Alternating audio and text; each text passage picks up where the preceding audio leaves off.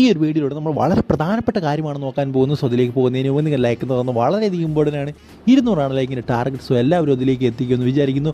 So എന്തായാലും നിങ്ങൾക്ക് എല്ലാവർക്കും അറിയാവുന്ന ഒരു കാര്യമാണ്, സെർജിയോ കാസ്റ്റൽ കേരള ബ്ലാസ്റ്റേഴ്സിലേക്ക് വരും എന്ന് വലിയ അടുത്തുള്ള റൂമറുകളുണ്ടായിരുന്നു. പക്ഷേ ഇപ്പോൾ നമുക്കറിയാൻ സാധിക്കുന്ന കാര്യമെന്ന് പറയുന്നത് അങ്ങനെയുള്ള സാധ്യതകൾ ഇപ്പോൾ വളരെയധികം കുറഞ്ഞിരിക്കുന്നു എന്നാണ്. ഇത് പ്രീ കോൺട്രാക്റ്റൊക്കെ സൈൻ ചെയ്തു എന്നായിരുന്നു നമ്മൾ കേട്ടിരുന്നത്. പക്ഷേ ഇപ്പോഴത്തെ സാഹചര്യം അനുസരിച്ച്, അതായത് ഇന്നലെ തന്നെ മാർക്കസ് മർഗലോ പറഞ്ഞിരുന്നു, അതായത് 2 താരങ്ങളെ പ്രീ കോൺട്രാക്ട് ചെയ്ത് കേരള ബ്ലാസ്റ്റേഴ്സ് വെച്ചിട്ടുണ്ടായിരുന്നു. അതായത് കോൺട്രാക്ട് സൈൻ ചെയ്യുന്ന രീതി വെച്ചിട്ടുണ്ടായിരുന്നു. ബട്ട് അതൊക്കെ ഇപ്പോൾ എന്താ പറയുക, കേരള ബ്ലാസ്റ്റേഴ്സ് റീകൺസിഡർ ചെയ്യുകയാണ്. അതായത് സെർജിയോ കാസ്റ്റലിനെ കോൺട്രാക്റ്റ് കൊടുക്കണോ വേണ്ടായോ എന്ന കാര്യം റീകൺസിഡർ ചെയ്യുകയാണ്.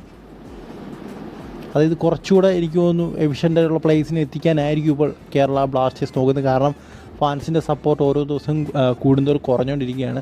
എനിക്ക് തന്നെ അറിയാവുന്നൊരു കാര്യമാണ്. അതായത് എൻ്റെ കൂടെ ഒപ്പം തന്നെ ഇരുന്ന് ISL കണ്ടവർ, ഞാനിപ്പോൾ ISL കാണുന്നുണ്ടെന്ന് പറയുമ്പോൾ അവർ ഇപ്പോഴും ചോദിക്കും, ഇതൊക്കെ ഇപ്പോൾ കാണുന്നുണ്ടോ, കേരള ബ്ലാസ്റ്റേഴ്സുകളെയൊക്കെ കാണുന്നുണ്ടോ എന്നൊക്കെ പലരും ചോദിക്കാറുണ്ട്. സോ അതുപോലെ ഫാൻസൊക്കെ ഭയങ്കര വലിയ രീതിയിൽ തന്നെ കുറഞ്ഞുകൊണ്ടിരിക്കുകയാണ്. സോ എന്തായാലും എന്താ പറയുക അല്ലേ, എന്നാലും സെർജിയോ കാസ്റ്റലിൻ്റെ വരവ് ഇപ്പോൾ ഒരു എന്താ പറയുക തിരിച്ചടിയിൽ നിൽക്കുകയാണ്. മിക്കവാറും വരാനുള്ള സാധ്യതകളില്ല.